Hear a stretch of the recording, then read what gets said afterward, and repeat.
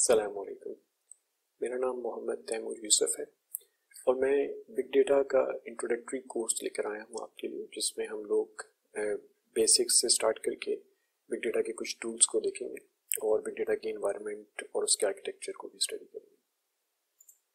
तो इस कोर्स में जो कंटेंट है वो बेसिक बिग डेटा की अंडरस्टैंडिंग से शुरू करके कि big data as a concept क्या चीज़ है। उसके बाद हम लोग देखेंगे कि हडूप प्लेटफॉर्म, जो कि काफ़ी सिनोनिमस हो चुका है बिग डेटा के साथ। जब भी बिग डेटा का नाम लिया जाता है हडूप की बातचीत शुरू हो जाती है।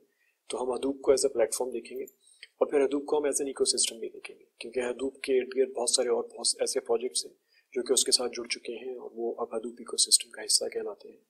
तो हम हडूप को एज एन इकोसिस्टम देखेंगे। उसके बाद हम लोग NoSQL को देखेंगे। NoSQL क्या है? एक टर्म है जो कि बिग डेटा और हडूप के इकोसिस्टम के आने के बाद काफ़ी पॉपुलर हुई है।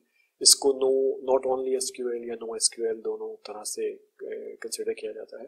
और NoSQL के आने के नतीजे में जो कुछ नए डेटाबेसेस ऊपर के सामने आए हैं उनको भी स्टडी करेंगे।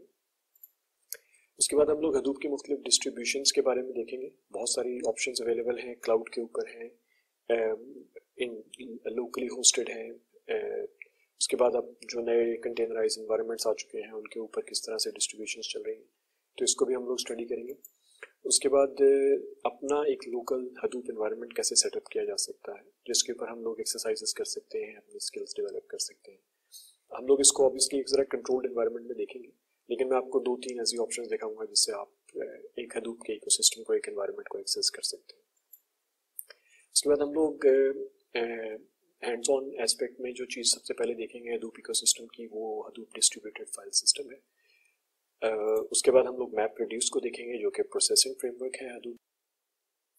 इसके बाद हम लोग अपाचे हाइव को देखेंगे, जिसमें मैं उसके आर्किटेक्चर से स्टार्ट करके और उसमें डेटाबेसेस को किस तरह से क्रिएट किया जाता है, टेबल्स को किस तरह से क्रिएट किया जाता है, ऑल्टर किया जाता है या ड्रॉप किया जाता है, और उन टेबल्स में डेटा किस तरह से लोड किया जा सकता है। हाइव हमें मैप रिड्यूस के ऊपर एक एब्स्ट्रैक्शन देता है, जिसमें हमें मैप रिड्यूस का प्रोग्राम लिखने की बजाय हाइव QL की लैंग्वेज, जो कि SQL लाइक लैंग्वेज है, अवेलेबल हो जाती है।